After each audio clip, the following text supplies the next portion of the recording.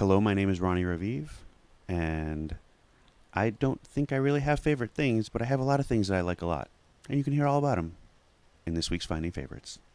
Welcome to the Finding Favorites podcast, where we explore your favorite things without using an algorithm. Here's your host, Leah Jones. Hello and welcome to Finding Favorites. I'm your host, Leah Jones. It's Sunday, August 27th. Really a beautiful, perfect day in Chicago after that brutal heat wave earlier in the week. Nice to have the windows open and to eat dinner outside today. Not too much to report other than my shoulder MRI shows what seems to be a completely boring small rotator cuff tear. So hopefully I will have some resolution to my shoulder pain soon. The orthopedist I saw last week said, shit, your shoulder is jacked, which I think is sports for let's take this injury seriously. This week on the podcast, I am talking with one of my very dear friends, Ronnie Raviv. You have heard about him on the podcast for years because he kept me company during a lot of chemotherapies and steroid Saturdays. We went to Israel on overlapping trips recently, so we just had that fabulous dinner in Tel Aviv. We talk about that a little bit.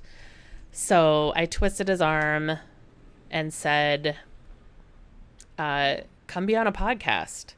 Now, he does not listen to podcasts. He's not into the audio medium of podcasting. So I don't know if he will ever listen to this. But we have a fun conversation just sitting around bullshitting on the couch for an hour or so and hit record. So without further ado, wear your mask, wash your hands, get your booster.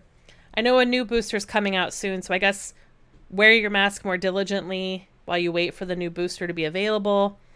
And keep enjoying your favorite things.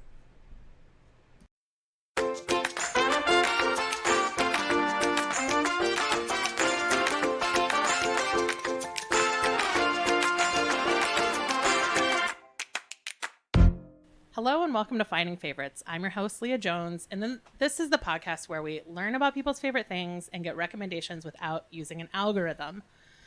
Today I'm joined in a rare in-person interview for Finding Favorites with my own personal algorithm. You do all the research that Wirecutter doesn't do for me, so I don't have to do it. Yeah. Which we just found out recently, you didn't know what Wirecutter was. No, I had no idea. You introduced me to Wirecutter. Right. So Wirecutter is modern consumer reports. Yeah, basically. And then anytime I need a new phone, you are my consumer reports. Yeah. I would just from like the one article that I read, or the one article with like all the links to the other articles that I read, I wouldn't describe it necessarily as the modern consumer reports. I would describe it as the less nerdy consumer reports. So less charts and figures and more recommendations. Yes. It's a curated Fair. consumer reports, maybe. Fair. I'm fine with them doing all the research for me. Sure. Because I am too lazy. Yeah. I would rather buy it be the wrong thing, never return it, and buy another thing. I wouldn't rather that, but that's more likely how my life goes. Right. Yeah, no, I'd just rather would buy the right thing to begin with. Yes. Right. Which is why every 2 years when I'm at Verizon and it's time to buy a new phone, I call you with no warning and I'm like, what phone am I buying today? Right. Yeah. And I've done that for 15 years, Yeah. at least. Once I went away from my BlackBerry. Which I think we're all happy for. Yeah. So Ronnie, usually this is when, so this is like the time of the podcast where people get to know the guest. Okay. And often where I'm getting to know the guest, because usually they are complete strangers. Right. And you're not. No, we've known each other for, I was trying to do the math. I feel like 21 or 22 years we've known each other. Yeah. And we've known each other well for maybe 18 years. Yeah. And we know each other very well for 15 years. Yeah. Maybe I think that's fair. about right. I moved here in Memorial Day 2002 Okay. and started going to open mics immediately. Yeah. And very quickly got to the Tequila Roadhouse. R.I.P. R.I.P. Tequila Roadhouse. And their crack fries. The Yeah, they cheese were fries good. that were, I don't know what they put in them. They were but so amazing. good. Well, there was my cousin's friend's boyfriend maybe was in conservatory with you. Who? I don't remember. Oh, okay. I think he was Greek. Okay. Or he had a friend in... I don't remember.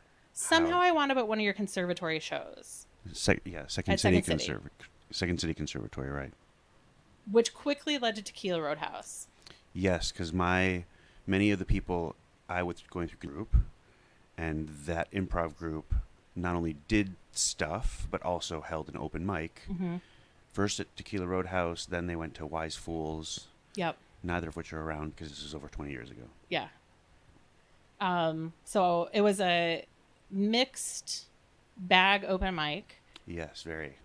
So I did stand-up comedy, and you were reading your as of yet unfinished novel. As of still yet unfinished novel. Yes. And you would read a chapter a week. Yes. That was probably the most productive time because I had the actual deadline to do the chapters a week. But the way I write, I don't outline or plan ahead.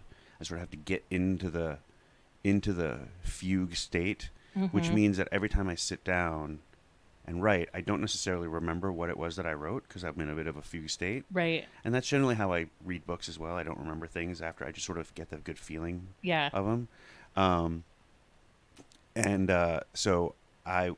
So now it's just become this daunting mountain because as the chapters pile up, every time I sit down, I have to reread the whole thing to get into that flow. And it's just like, if I have an hour to write, that's all well and good, but it'll take me 3 or 4 hours just to read the thing to get into the and I don't have 3 or 4 hours. Let's be honest, I probably do. I just don't have the. You don't have it set aside. You haven't scheduled in. Right. Reread the novel. Write a new chapter. Before I write a new chapter. Right. So I'll spend 3 hours rereading it to write a few pages, and then the next day I have to reread a bunch to get into the. So it just doesn't really happen. So maybe one of these days I'll outline what I actually want to have happen, and that will help spur me on to now I need to read. Now I need to write this thing that happens, but I don't even know what will happen. It just sort of happens as it happens. Yeah. That's why I always wrote short stories when I was in college. Yeah. I was going to say, maybe you're a short story guy. I am, but I don't I want to write a novel. Yeah. I'm better suited for short stories. It's the same thing with improv. I did improv in college, and we did short form improv, improv games. And that's what I was good at because I'm good at that kind of quick joke thing. And then I went through the conservatory program at Second City after many different things, the twists and turns of my life, and then ended up there. And I appreciate improv, long form improv as an art form, and I sort of denigrate short form improv as just gimmicky. Right. And so I don't like the short form improv as much, but that's the thing I'm better at, and I'm not as good at the long form improv. So now I can't really do improv because the thing that I like I'm not as good at, and the thing that I'm better at I don't like as much. Right. But do you have? When's the last time I don't think I've ever seen you do short form improv. I've seen you do sketch. Yeah, no, you haven't because I don't even know if I've ever seen you do long form improv. You have, I think. Okay. Well, I guess no, because the conservatory shows were more. They were sketch. They were born out of improv. So we would Right. do the improv in the class, and there was a certain amount of improvising on the stage. We knew the beats. We didn't have anything written out. Right. The sketches weren't scripted, but we sort of knew what was going to happen. So it's a little more like Curb Your Enthusiasm type. I guess I mostly remember your musical numbers. Yeah. White People Brown Line. Yes, I did not write that one. But No, that was but a fun one. somebody asked you you look at your watch and somebody asks you the time and you were like, I don't know what time it is. And you put your hand down. Yeah. I You have more memory of that than I do. I think because at the time I lived on I took the Brown line a bunch, and every time I get on the Brown line, I would think about the song. Yeah. So. Yeah, no, White People Brown Line, that was a brilliant piece of work. I did a song that was a parody of Modern Major General. Yeah. That was a mouthful. It was like a victim of the new economy or something, which at this point is like 3 economies ago. Right. Because this was in the early aughts. Yeah. It's been a while. It's been a lifetime. It's been so long. So yeah, so the last time I did improv, I think is when my undergrad improv group, this is pre-pandemic, came through Chicago. They would come through Chicago, New York, or LA. So every 3 years they'd come through Chicago. And then they did a little show to basically no audience. It's just really for us. Yeah.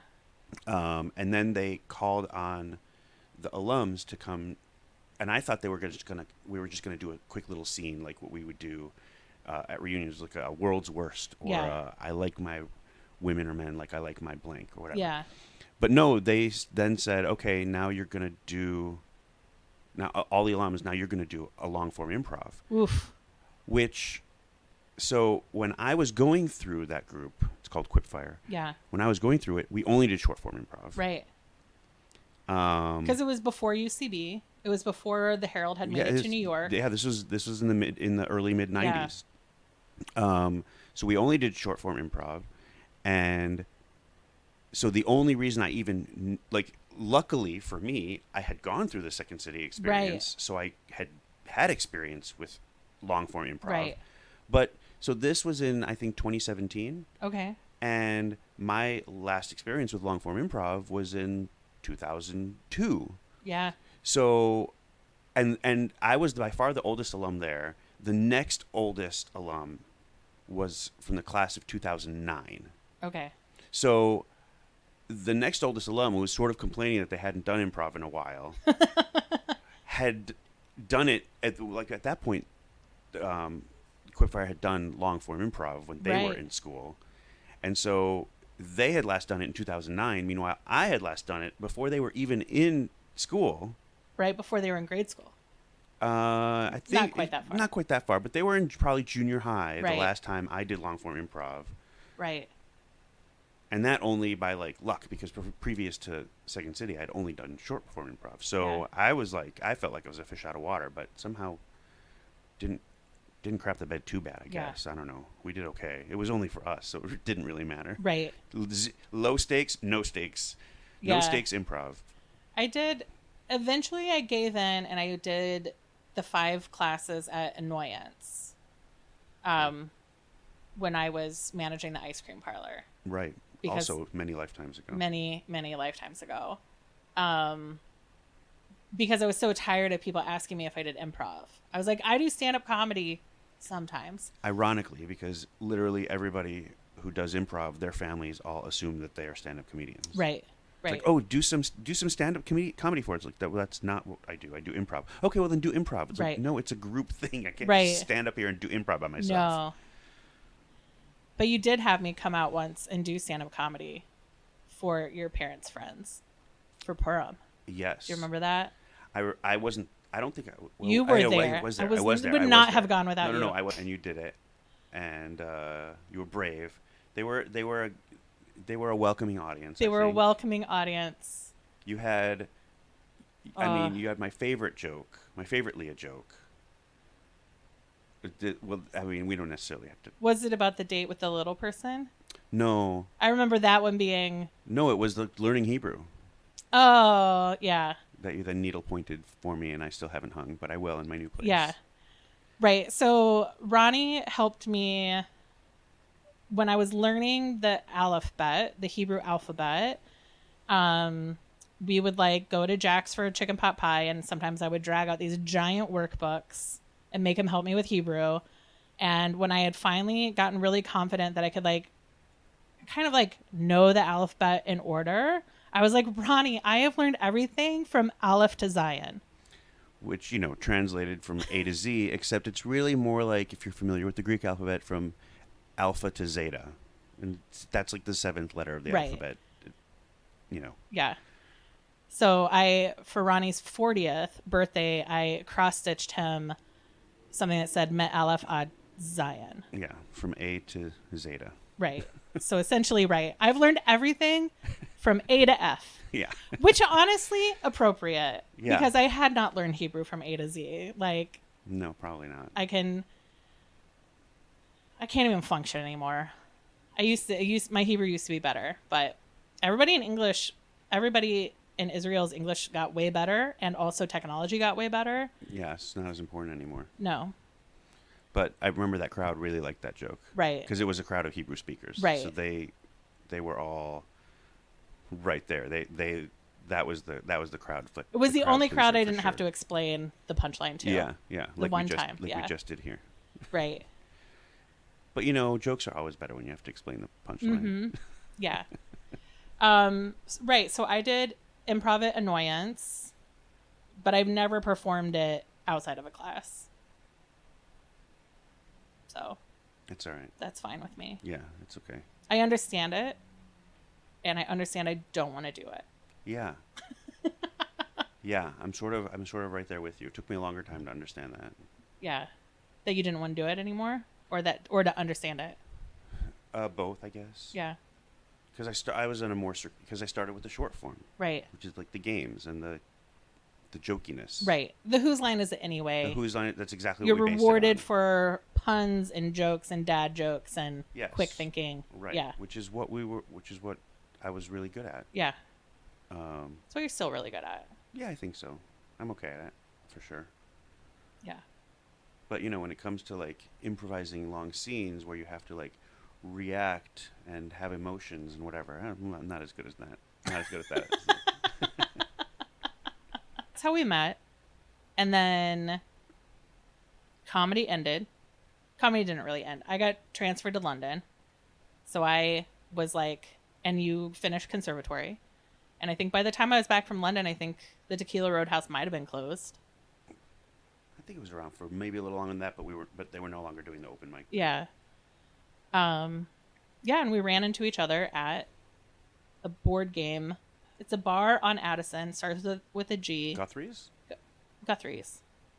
I have no recollection of this. You know me. I sort of have no recollection of things. Yeah. I remember it clearly, somewhat clearly, and then I recently searched my blog to see if I had when it happened. Okay. And I reference people that I'm like, I referenced someone named Jamie, and I'm like, who the fuck is Jamie? Jamie Allen, probably, no? No, like I was there with my friend Jeff from high school, or Jeff from college.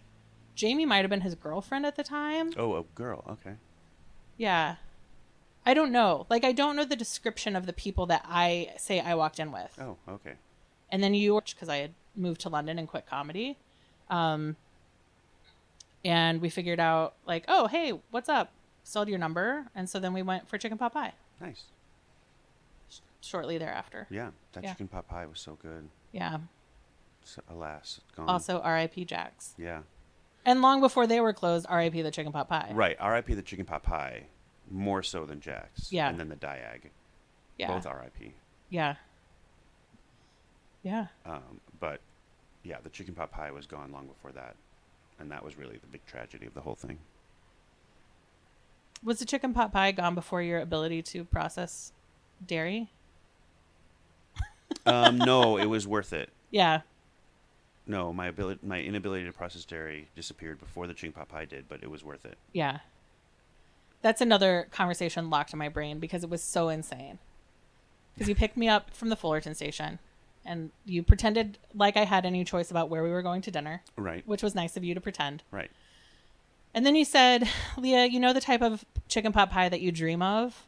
And I was like, I do not dream of chicken pot pie. I see. You remember this as a dream of. I feel like it. I wouldn't have put it that way. Maybe I did at that point, but I sort of always see it as, when you have a hankering for chicken pot pie, Mm-hmm. and you sort of have in your mind's eye what you're sort of picturing. Right. You're like, ooh, I could go for that. Right. And then you order it, and it's like, oh, well, that's not really what I was picturing. It is a Right. chicken pot pie, but it's not the chicken pot pie I had in my brain.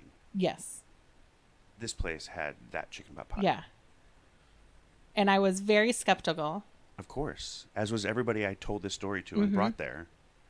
And you were, of course, correct, because they baked it in individual. You had a crust pinched onto the top of your bowl. Yeah.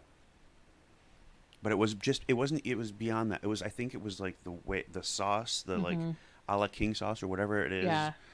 It's like just the chicken, the combination of vegetables, the proportions, the sauce, the flavor, the crust, like all of it. It was like the platonic ideal of a chicken pot pie. Right. And I had many a convert to that chicken pot pie. It was good. It was great. And then the chef left and they could not recreate it. No. And then it just kept getting worse and worse and worse. And then they closed and it became a sports bar. Yeah. And then somehow it was the last time we went, I think it was probably my 40th. Yeah, I don't know. It's been closed for a while. Yeah. But that's where we went after. That was where the after party was. Okay. Was Diag. Okay. Because it was walking distance. Yeah. So, according to the pictures I have. Yeah, I don't recall that either. No, I don't have a lot of memories. Right. That night. Yeah, no, that night was a bit of a blur. Yeah. Yeah. Yeah, so that's the origin story. Yeah. Is comedy. And then happenstance. Yeah. Yeah, and people who listen to the podcast have heard about you. Matthew David Brozick, one of your best friends from college, has been a guest. Yep. And people have certainly heard about you on Steroid Saturdays. Yep. One of my Mayo Clinic road trip buddies. Mm-hmm. The OG hospital husband. The OG hospital husband. Yes. And you still proudly wear your pen. That was really sweet.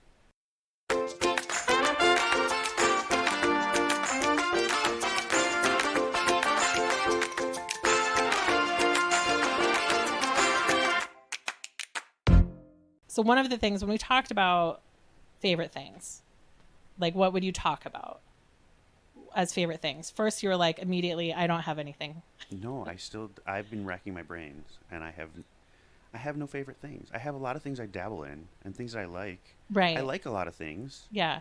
I'm a fairly easygoing sometimes guy. I'm easygoing in a sort of very high maintenance way. I joked last night about you being Sally Albright, but you are Sally Albright from When Harry Met Sally. I mean, You are easygoing in the way that Sally Albright is easygoing. I think maybe not quite that heightened, but yeah, there's certainly some truth to that for sure. Yeah, no, I like a lot of things. Yes. I also hate a lot of things, but I like a lot of things, and I'm sort of, generally fairly open to whatever as long as they're a certain way. You'll eat almost anywhere as long as you can order around the menu, which is true. Yeah, because there are a lot of... I'm picky eater. Bit of a super taster, but not an adventurous super taster. Well, no, that's not true. I don't think that's fair. I'm adventurous. I just am picky. You are adventurous if you trust the chef. Yeah, that's true. Because we could even just talk about great meals we've had together. Yeah, we've had some good ones. Yeah, because Taizu in Tel Aviv last year. Yep. And OCD. Yep. Or both two where you would... I mean, they both places where they took our taste seriously. Yeah. Yeah, we said what we liked and what we didn't like and whatever, and pointed them in a direction. Right. And they said, okay, trust us, and they delivered. Yeah. So I think if the chef can't deliver at that level, you are less adventuresome. Right, for sure. Or you will amend the menu to make something better than they have on the menu. Well, I mean, I try not to be as annoying about it as Sally. Mm-hmm. I generally try to say, just eliminate these one or two things that I don't like. And also, if there's like a thing that I have to eliminate 5 things, I'm not going to get that thing. Right. I'm going to just get the thing like, okay, I can have this if it's like just take out the raw onions and the avocado and I'm good. Yeah. Just like the things I don't like.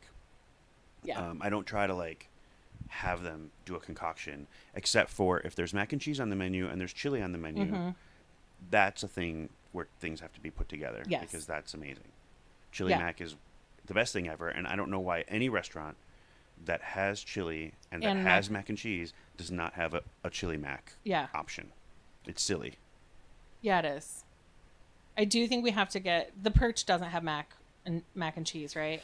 I don't believe so. They have an amazing chili. The chili was so good. The chili was so good. But I did not see mac and cheese on the menu. So we'll have to get it to go. And then go to the mac and cheese place. To Max, yeah. Yeah. Be like, don't worry, we have purse chili. Yeah. Yeah. We got chili to go. Yeah. I don't know. Do you want to talk about OCD? We could. Or something else? You know, I could throw this back on you. Okay. I mean, the name of the podcast is Finding Favorites. Yes. So, find my favorite. What's my favorite? Well, your favorite liquor right now is mezcal. True. That has or been... tequila, yes. Nope, it's mezcal is a firm number one. Mezcal is a firm number one, but with a huge caveat. Like, the bartender, mixologist, whatever, has to be... Mezcal is pickier. It's harder to blend well. So if I don't trust the bartender, I will fall back on tequila, which is easier to deal with. But if the bartender's really good, then mezcal, they can do a better job with the mezcal. Right. So the mezcal Mule has been your go-to cocktail this summer. Yes. If you trust them if I trust them, otherwise I'll go with the Mexico Mule because that's a lot more reliable. Yeah. But I don't know when that, because you're not really a gin drinker because that's a little too aromatic. Yeah. But for a long time it was like vodka or rum, but like tequila I feel like is new on, like in the last 5 years has gone up your list. Well, I think it probably was, realistically it was there longer than that. I just was maybe afraid of, like I figured because I'm like I don't love the taste of alcohol, I'm like vodka is my thing, and I like, you know, and if you go to a bar that doesn't have anything, like you go to an event, right, and all the, you know, they have the most basic stuff, then I'll get a vodka cranberry, right, you know, splash soda and some lime.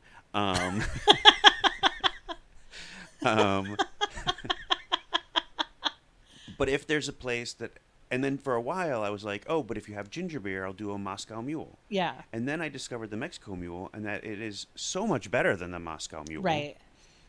And then I was also like, at that point I was like, but wait, but also if there's a margarita, I will go for a margarita. Yeah. And it's like, well, maybe, you know, really the only vodka drink I like is the vodka cranberry.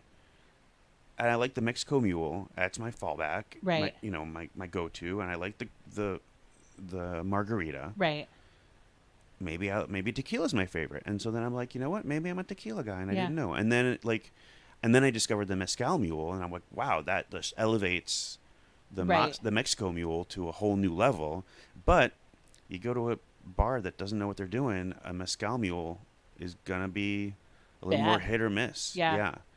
I mean, mezcal has come into its own in America in the last few years. Also, it's more popular.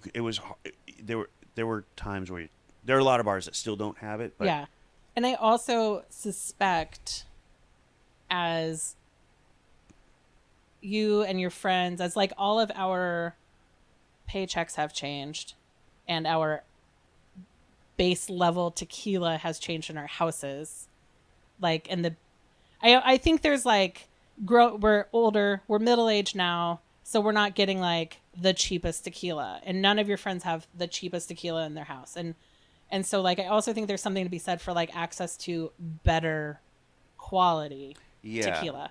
Because the tequila you were introduced to at 21, you probably wouldn't drink today. Maybe it's about the mixers, the quality of the mixers. Like ginger beer just really solves a lot of problems for alcohols in general. But I also think that vodka is a much more consistent thing. Mm-hmm. So, you know, there's bad gin and bad tequila and certainly bad mezcal. Yeah. Vodka, it might be mediocre, but but it's by the same ticket. There's excellent tequilas and excellent mezcals, Right. and excellent gins, and there's not really an excellent vodka. Maybe there's a few, but I have a very nice vodka right now. exactly a very nice vodka, It's Polish. It's the Buffalo Grass Polish Okay. vodka. but a very nice vodka. It's not an excellent vodka. Right. Vodka can't be excellent because there's just not enough complexity there. Right. It's like the best vodkas are the ones that taste least like anything. Right. Like the bad vodkas are the ones that like taste a little bit like gasoline, and the excellent vodkas are the ones that taste less like gasoline. Fair. Whereas tequila has the complexity of the brown liquors that I don't like, Right. without being the brown liquors that I don't like. Right. Because the brown Bitter is not on my favorites. No. But it's not just the bitter. It's just that gasoline, turpentine sort of alcohol-y taste. Yeah. And I don't know. The peatiness. I don't know. There's something. The barrel. Yeah. Because Journeyman, we're plugging so many. You should get all sorts of free stuff. Oh, after this. I would link to all of it, and they give me nothing Right. ever. Yeah. But Journeyman in Three Oaks, Michigan, they have a white whiskey that That's they make, aged in glass. or it's not aged. They they distill the whiskey, but then they don't age it in the barrel. Maybe So it's I'm moonshine. No, it's whiskey, Right. but it just doesn't have that peaty Yeah. sort of woody, barrely taste or whatever it is that I don't like about it. That makes an excellent mule. Yeah. And they also have this drink called the OCG, the Old Country Goodness. It's like an apple cinnamon Nice. cider that they do either straight up or as a frozen slushy, and it's really, really good. That's good. Yeah. So with a white whiskey. So Yeah. that's the only whiskey I will drink, unless it's like a really, really cool, complicated Right. drink where the whiskey sort of really balanced out by Right. other stuff, like you could get at the Aviary. Yeah. Plug. Right. So the Aviary and like less so the Violet Hour, or what's the one on Damon? Violet Hours on Damon. Oh, what's the other one on Damon? Closer to me, Damon and Lincoln. Victor Oh, Bar. Victor Bar. Victor yeah. Bar. Yeah. What the sixth used to What the be. six used to be. Yeah. So you also, I would say, also a favorite thing of yours is a well-crafted, complex. Very well crafted, interesting cocktail. Yes. Yeah. I do like that. Yeah. Talking to And- the microphone, And, please. oh, sorry. Yeah. A well crafted, interesting cocktail, or fantastic in Israel, Yeah. or Bellboy Right. in Israel, in Tel Aviv. Imperial. Imperial was good. Yep. La Otra Yep. also has very good cocktails. Yeah. Yeah, I do have. Blind Barber has good cocktails. Yep.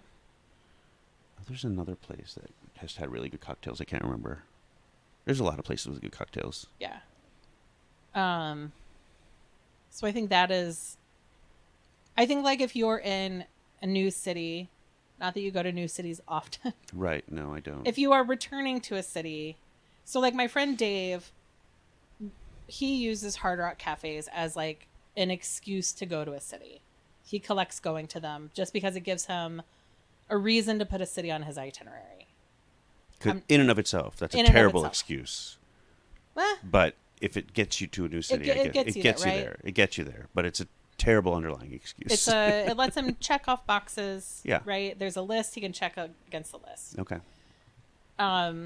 So that is not you, No. and I'm not implying it is. No. So if you are returning to a city you've been to before, Tel Aviv, New York, Chicago, I think you will seek out a new interest. Like you will seek out a cocktail bar yeah. as something to do. Yeah. I'm usually if I'm there on my own.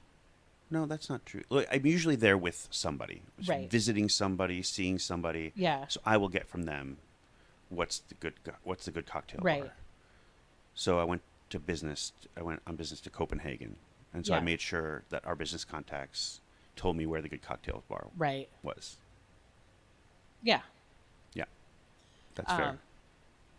So All right. So there, I've already found mezcal and fancy pants cocktail bars. Fancy pants cocktail bars, Yeah. yes. Girly drinks. I'm Girly all about. drinks, I'm all yep. about the girly drinks. I was just reading an article this morning about how sometimes men freak out when they're served something in stemware, and will like make the bartender put it in a rocks glass. Oh, my friend Bob hates coupe glasses. Really? I don't like martini glasses because martini glasses are stupid because they spill everywhere. Right. But a coupe glass, that doesn't spill as much. It Right. does a little bit because it's like up to the rim. Yeah. But no, my friend Bob hates a coupe. He like will reject cocktails if they come in a coupe.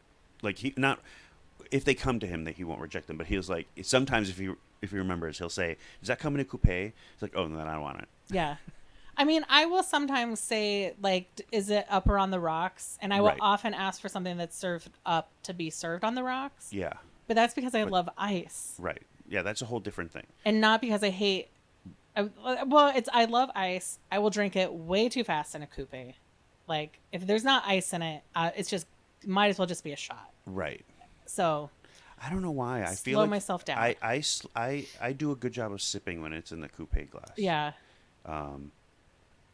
Something about the coupe glass, not that I love it or hate it any more Right. than anything else, but something about it, I always, like if it's in a tall glass, I will down that like nobody's business. Okay, yeah. I'll go and like down. Yeah. Whereas in the coupe glass, it's like, oh, it's like I can see the whole thing and I can sort of take little dainty sips. And none of it's hiding behind the ice. Right, exactly. Yeah. Exactly. And they're not served with a straw. Which I never use. No, you don't. I very rarely use a straw. Yeah. Only if it's like a really like impossible, like it's piled high with ice and other things like sticking out of the rim. Like so we had a drink at Fantastique in Tel Aviv with Fantastic. electric flowers. Yeah, electric flowers. Look them up on Google. Which are, I smuggled them home. They're in my purse. They're crazy. Yeah. It's just this little. It's like almost. I don't know how to describe it. It's like not quite a thistle. Yeah. Because it doesn't poke you hurt. Right. It's kind of like. It's like a dandelion. It's like the inside of the puffball dandelion. Yeah, before it's opened. No, after it's open, when you've blown all the puffs off, it's like the round ball, except it's a little bit bigger and it's a little bit fuzzy. Right. And it's kind of like a pussy willow. Like the... Yeah, but yellow. Yeah. And you bite into it, just a teeny tiny little really, bite. the tiniest amount. The tiniest amount. And it's bitter, and it's not great, and it doesn't taste good. But just the tiniest amount, just a little tiny nibble. Like Alice in Wonderland nibbling on a mushroom. It's just the tiniest little nibble. And then for the next, depending on how big the nibble was, 10, 15 minutes, your tongue feels like it's constantly licking a 9-volt battery. And as you drink something, it enhances that. Yes. And it's really, really interesting and cool and different and bizarre. Yeah. And unpleasant and pleasant at the same time. I think you have been telling me about it for like 4 years. Yeah, and you still didn't quite picture it in your head.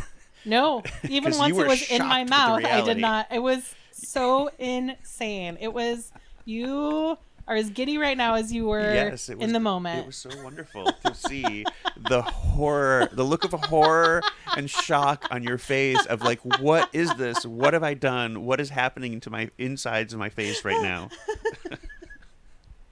It was so awesome. It was so weird. Yeah. And then it was, right, like a tequila-based drink with a lot of ice. Yeah. A lot of drama. Oh, yeah, there was like plants sticking out of it, thorns, I mean, all sorts of stuff. It was, I think the drink was called like dangerous, something with danger in the name. Right. But it was very fun. Yeah. Yeah. It was a really, really tasty drink too. Yeah. I think you did a better job I got whatever. Mine had like Good and Plenty's in it. Well, yeah, because you wanted something that tasted like licorice. Yeah, but it was such a literal interpretation of tastes like licorice. It was. It was Good and Plenty's melting in the bottom of a whiskey drink. With some bitters that you could inject with a syringe. Yeah.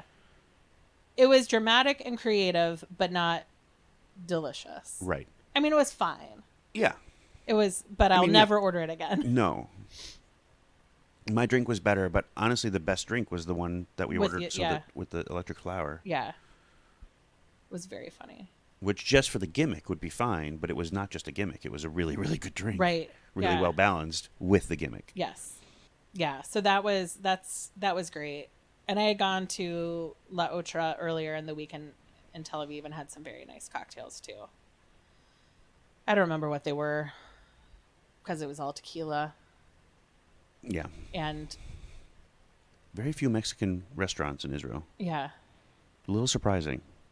Yeah, but I mean, just from like the palate, like you would think, like spicy foods and right, cilantro. Yeah, it's like all these things. It's all available. Yeah, it's all like there. Rice. You'd think that it would be really popular in Israel, and for some reason, there aren't that many of them. For many years, when I would like check a huge bag instead of checking a small bag, or 3 small bags.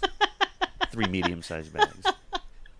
And I would take, like, my friend David wanted trash bags. Like, Benji and Tali both wanted, like, El Paso taco seasoning. Like, my friends were like, bring me, like, envelopes of taco seasoning and American trash bags and American toothpaste and aspirin. Yeah. And then what would you bring back? Israeli ketchup and... My friend, who is a modern Orthodox, would ask me for Doritos because they're kosher. Because in Israel they're kosher. Yeah. I remember an early trip bringing you back like olives. Yes, you brought olives. Yeah. But now you can get them now here. You can get them. Yeah. I still have those olives and pickles because they were the wrong ones. They're the cracked olives that are bitter. As opposed to the more the Arabic olives that are bitter, as opposed to the kibbutz olives that I like. And it was the cucumbers in vinegar instead of in brine.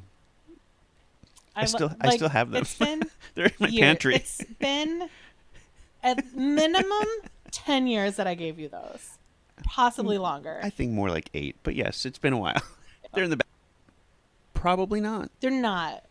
I'm moving in 6 weeks or so. Yeah. I will sneak in and take them and throw them out for you. You're not moving them. Probably not. But it's against my religion to throw food away. I understand that. I know. It's possible I gave the olives to my mom because she does like those cracked olives. Yeah. But none of us like the pickles and vinegar instead really of in brine. It's also sweet of you to wait 8 years to tell me that I brought you the wrong thing. I know. I was like, it was so sweet of a gesture. I didn't have the heart to tell you. No, beggars can be choosers. I don't like the free thing you got me. When my nephews were of a certain age, which is much younger than they are now, I would go to the Shuk in Jerusalem and buy like all of the fake Kinder eggs. Like I would go to the Kinder Egg store that had like all the off-brand, unlicensed Kinder Eggs. Because they were illegal here for a while. They're still illegal here. I thought they weren't. I thought they figured out how to. Because now you can buy. Now they you sell them. You can buy them, but they suck. Right, because they don't have. Because they've been protected for the litigious American market. Yes. So there were times when I would like have an entire layer of Kinder Eggs and bootleg Kinder Eggs for the kids of Leroy, Illinois, for the O'Briens and the DeVivos to have like a Kinder Egg unboxing party at my sister's house. Nice. Yeah.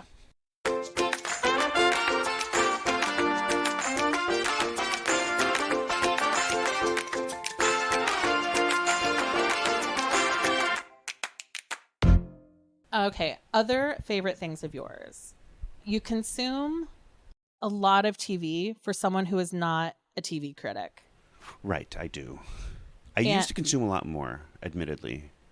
I consume less nowadays, but I still consume a lot. Right. For sure. When we met, you had 3 VCRs. Correct.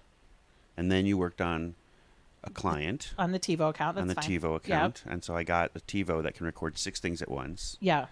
Which I still have. Yeah. Actually, no. Between those, I had a DVR.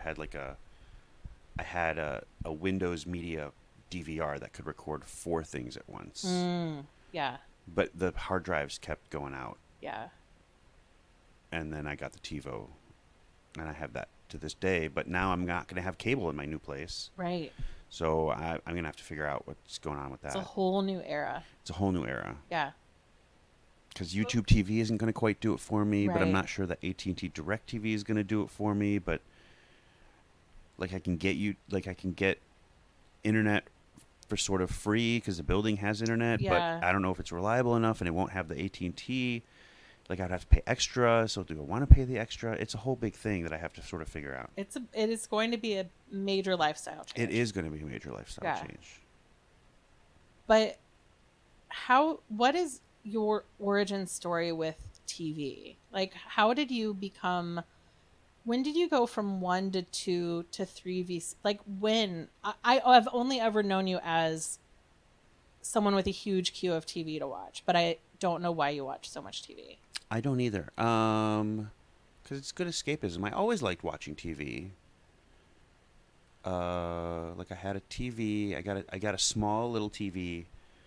It's like, I don't know, like a 13-inch TV or something for my bar mitzvah that I had in my room. Mm-hmm. So I'd watch TV there sometimes. And then I took that to college, and then we would watch Whose Line Is It Anyway? Like, we'd all cram into and we didn't have cable freshman and sophomore year, so I would like take speaker wire and toss them out the window, like attached to the rabbit ears in hopes of getting a decent signal. Oh my God. Because that's how old we are, Leah. Yeah. So I always watched that, and then I guess maybe after college I started recording things on the VCR, so I wouldn't because I have friends who will not have plans because they want to go do something, they want to watch TV or something. So I would record whatever because why not? And so maybe a little bit after college that started, but then it really was in earnest during business school. Mm-hmm.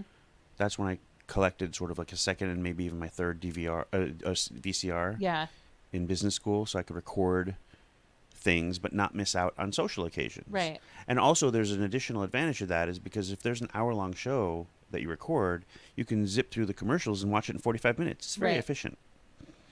That's true. So yeah, so I think it's I'm all about if I had to pick a favorite thing, it would be efficiency. Which is really the polite way of saying lazy. But yeah, so it was really the efficient thing to do. Right. And when like comedy, so much of it was at night.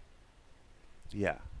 I mean, classes might have been during the day, but so much of comedy was evenings. And so I would be never home, but I wouldn't want to miss out on things. Yeah. I'm a very much a homebody. Right. I need an inordinate amount of me time. Right.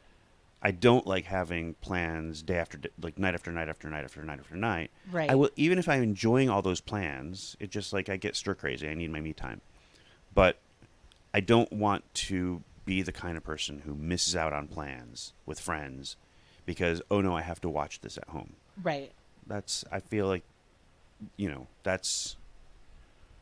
can be addicted to the thing, but not make it ruin your life. Right. So I just started recording anything that was vaguely interesting, and I would watch it. Yeah. And my bar for vaguely interesting is pretty low. Right. It's not reality. No, I don't do reality TV, and I don't like shows about unpleasant people making bad decisions. Mm-hmm. So Mad Men.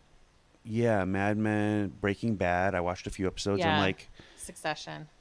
I haven't even watched that because at this point I kind of know. Oh, Right. if this is a show about shitty people making bad decisions, Right. I'm not gonna like it because if it's a good person making bad decisions, okay. If it's a shitty person making good decisions, like an anti-hero kind of a thing, like a Dexter or whatever, fine.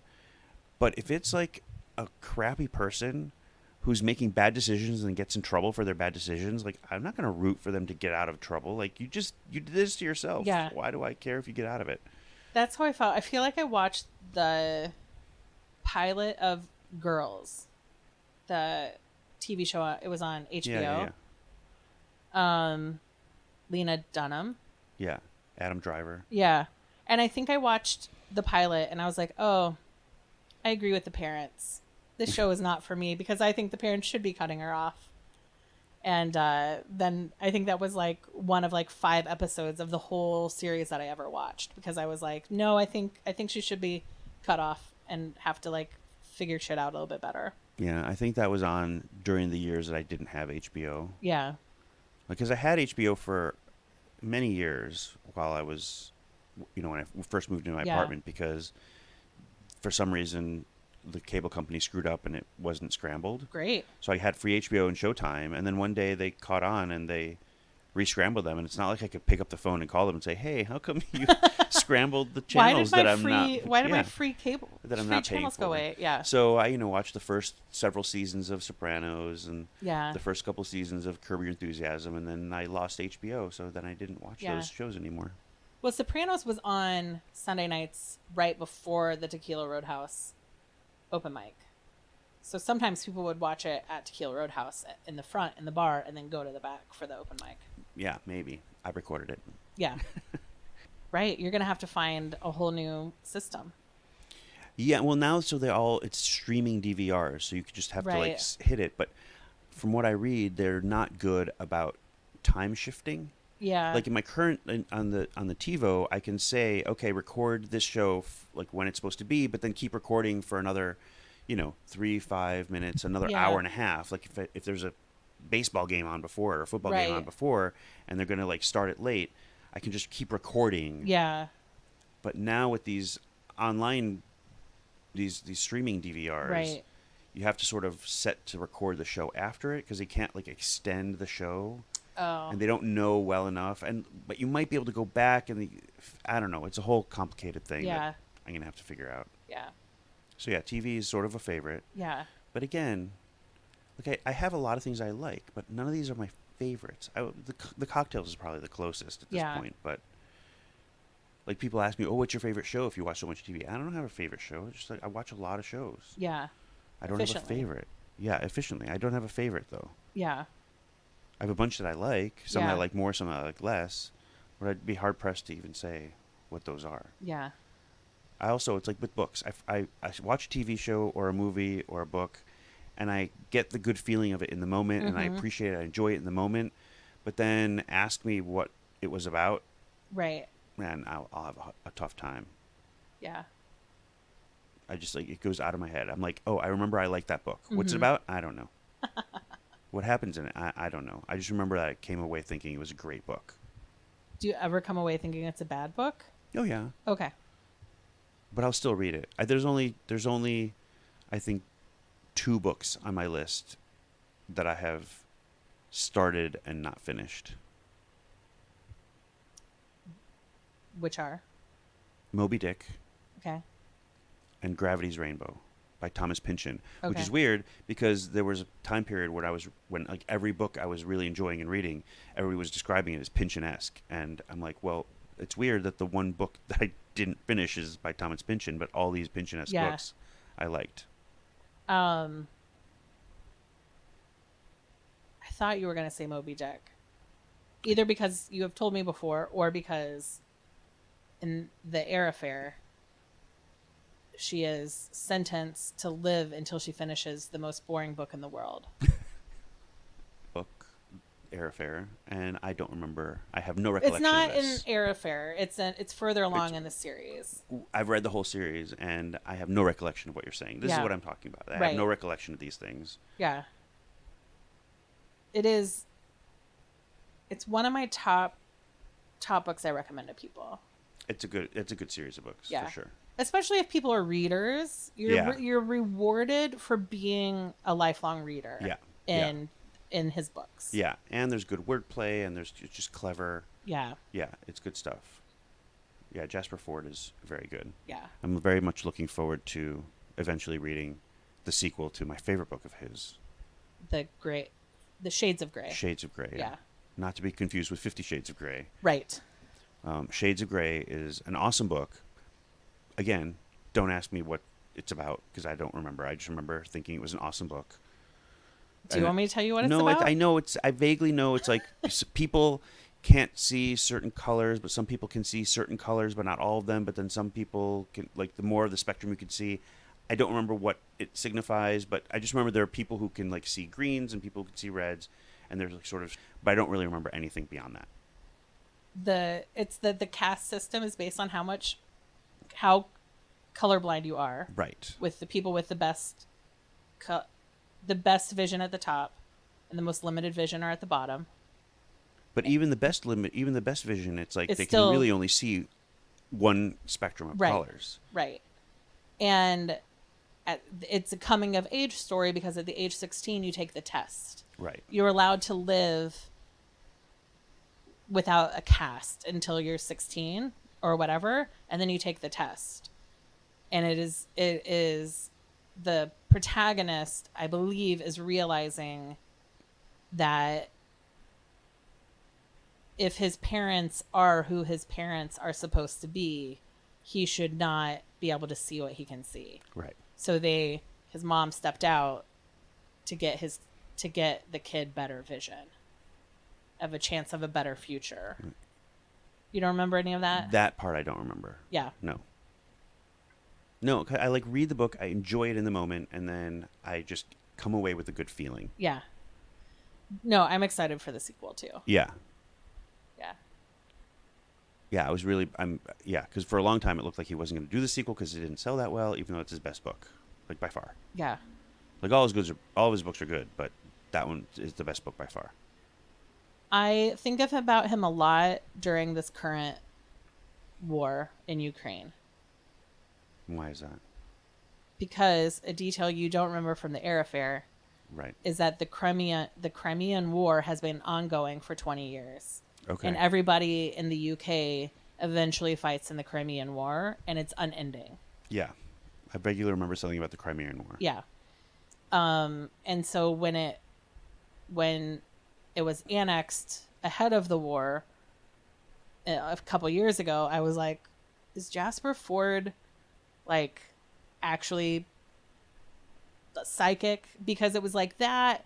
There was something wild that happened with Amazon and Kindles, and, like, the deleting of content, and, you don't really own your digital content. Right. And so it was like Crimea, digital content going away, and something else. And I was just like, what is Jasper Fforde on? Like, how can he, as a futurist and a science fiction writer,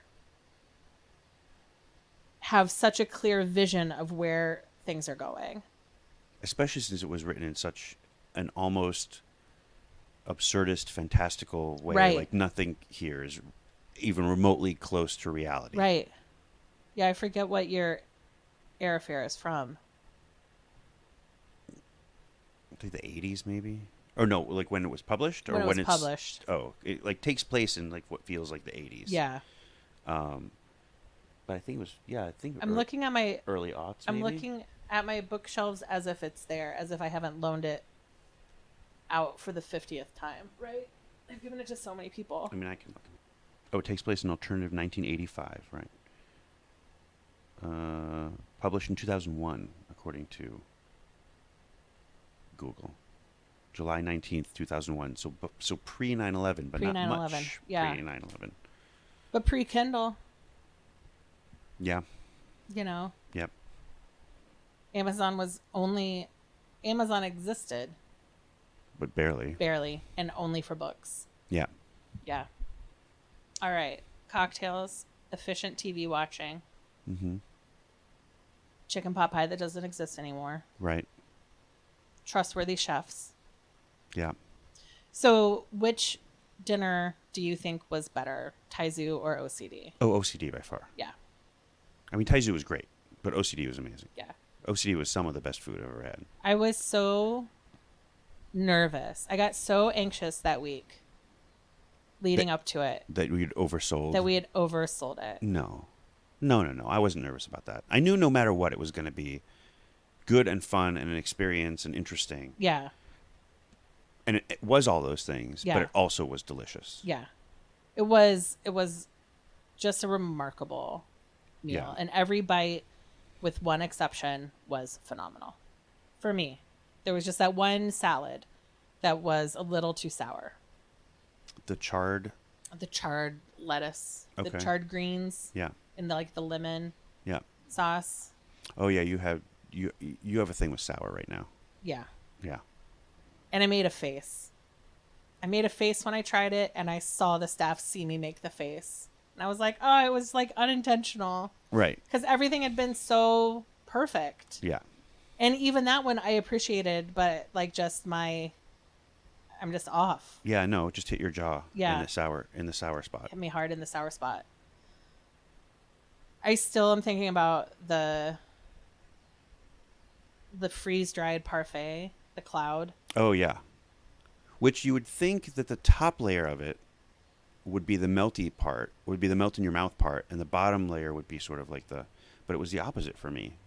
Like the bottom layer was the stuff that melted and disappeared in your mouth like cotton candy almost, but it wasn't. And the top layer was sort of like it crunched down like those like green plant, like those green styrofoam, like really thick green styrofoam stuff. I know what you're talking about. Floral styrofoam. Yeah. Yeah. Yeah, so it was like sort of that just got dense. Yeah. So I was expecting that top layer to Just melt away like cotton candy, but it got dense. Yeah. And really good. And the bottom stuff, which was like more ice creamy sort of, that I figured it was going to just like sort of become liquid, and it just sort of disappeared. I don't know how. Yeah, that was really good. Yeah. And then because it started with like like a celery granita. Yeah. It was wild. Yeah. And the creme brulee that made out of potatoes. Yes. With like little potato chips on it. Like shoestring potatoes, but sweet. Yeah, that was good. And what was the ice cream with that? It was non-dairy. I think it was salted caramel maybe. I feel like it was also something that was savory. Yeah. Like a savory, like something you would expect to be savory, but they made it a sweet ice cream. Like not potatoes, but like not potato ice cream, but like some other kind of something like turnips. That. Yeah, like something. Yeah. And now they've already changed. We went for the smoke and fire menu. Yeah, and they're already on a new menu. And I'm like, damn it. I can't. Yeah, we have to go back. You're right. It's so good. It was so good. I think Taizu, because it was so, I think Taizu is what unlocked for us, like, we can have a nice time if we don't have plans. Yeah. So Taizu was like a friend of your cousin's got us a last minute reservation. It's hard to get reservation, but not impossible like OCD. Right. We went a year ago, and they interviewed us at the beginning of the meal, and we were like, yeah, take it away. Like they ordered for us. Yeah. And the only thing I told them about me was like they serve like whole fish, like Brazinos, like whole fish, and I was like, you don't want a face. I can't deal with a face.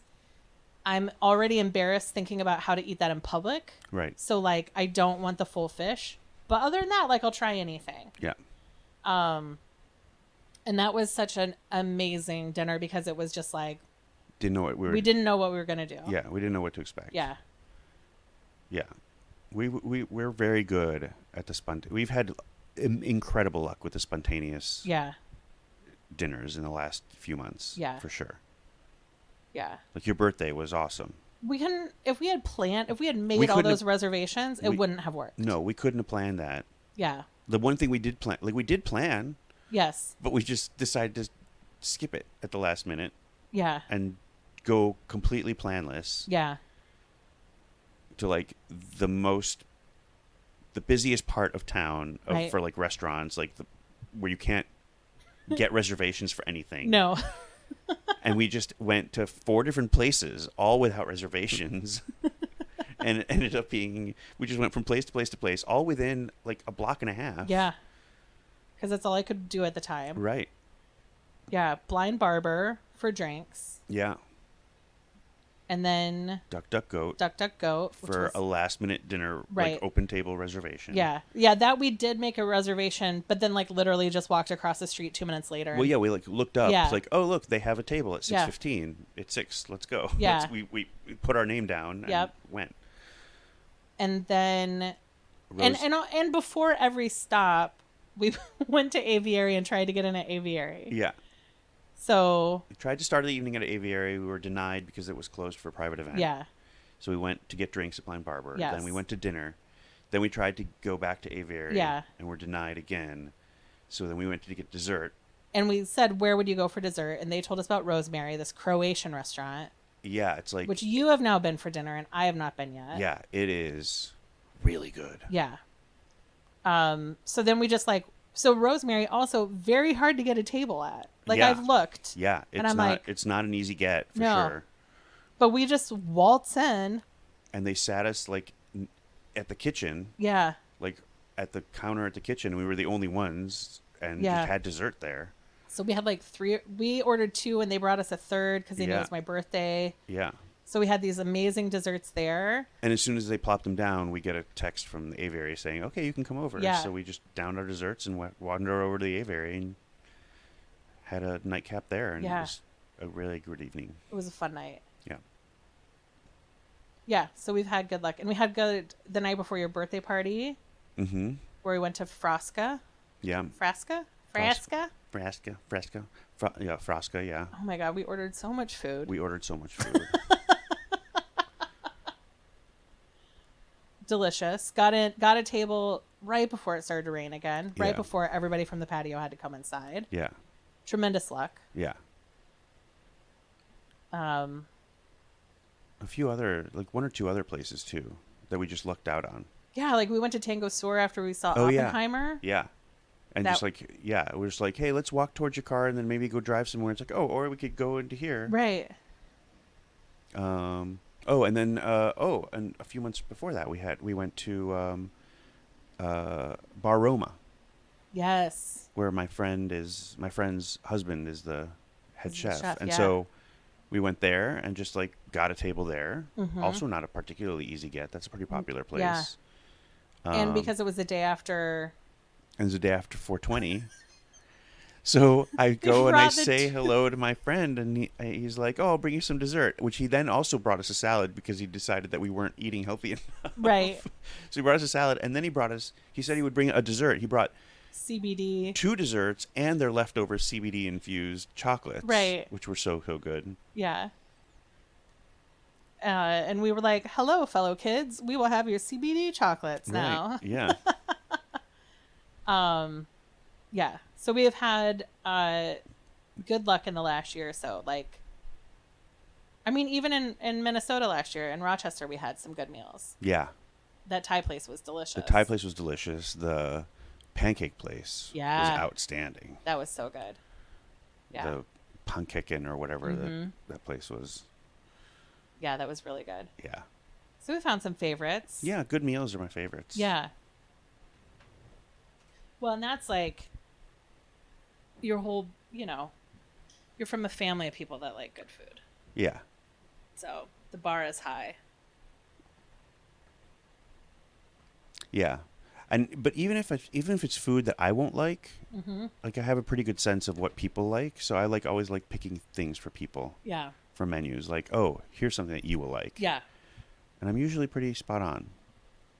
Yeah. If I do say so. Like I just have a good, like I don't like it, but I can imagine what it tastes like, Mhm. and I know what taste profiles people like. Yeah. And have. So I'm like, oh, this is within your taste profile. Yeah. Yeah. It's not something I would touch with a 10-foot pole, but that sounds like it would be really good for somebody who likes somebody that else, stuff. yeah. Yeah. No, Like- you're really good about, like, truly, I would never have to look at another cocktail menu in my life because you'll always pick the right thing for me. Like, you're never going to pick you would never pick for me something that's just your My favorite. your backup plan, Right. like your bench drink. Yeah. Yeah. Like I'm not going to pick something for you that I would like because I think it tastes good. Right. If it's not something I think you would think tastes good. Right.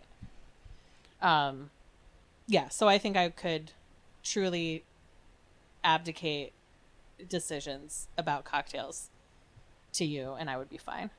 Yeah, probably. Yeah. And sometimes food as well. I also like to be efficient by not looking at menus. Yeah. Yeah, and I like the challenge of picking food that I think people will like. Yeah. It's like, I'm not going to touch a shrimp mango dish to save my life, but my mom should be all over it. Yeah. So I'm like, oh, you would like that one. Yeah. That one sounds like it would be really good for somebody who likes shrimp and mango and avocado or whatever. Like, right. Like for people who like that thing, like that, like the way this is described, with that sounds whiskey dressing. Yeah, that right. sounds like it would be really, really good. Just not for me. Yeah, but you tried the mango gazpacho in Tel Aviv, didn't you? Did you taste it? I did. I mean, you wouldn't ever have and the beetroot gazpacho. Like I'm gonna taste it. Yeah. I'm not necessarily gonna like it. Yeah. But I'll generally taste it. I was just telling Dahlia and Josh this morning about the hibiscus. The cheese stuffed hibiscus. Yeah, that was good. Yeah. So. Great. Well, do you want people to follow you on the internet? I mean, if there's not much to follow. Or anything you want to promote? Yeah. But not on a night when we want to go. No. Yeah, no. Yeah, go to Rosemary. It's a really good restaurant. Yeah. I really want to go to Monte Verde. That's high on my list. Yeah, I keep checking. I think we need to go. It's impossible to get a reservation there as well. I think we need to go for lunch one day. We may just have to show up and see what's what. They hold walk-ins at 5, so. Yeah. But that's still on my list, and Dear Margaret is still on my list. It just wasn't. You weren't feeling it that day. I just super wasn't feeling it, and I had made those reservations months in advance. Yeah, no, it was like you were looking forward to that, and then all of a sudden, like in the day or two before, you're like, this is really heavy, rich French food that is not what I was envisioning. Right, and they don't have like cocktails. And that's part of the fun about going out to eat with you is like also having cocktails. Yeah. I think that surprised me that OCD didn't have any cocktails. Right? Did you get like? No, they had spirits. They had spirits, right? But they didn't have drinks. They didn't have cocktails per se. Yeah. I mean, we made up for it. Yeah, for sure. So, well, you can find Finding Favorites on Instagram, Finding Faves Pod, and Twitter, as long as Twitter exists. Please, X, ugh, gross.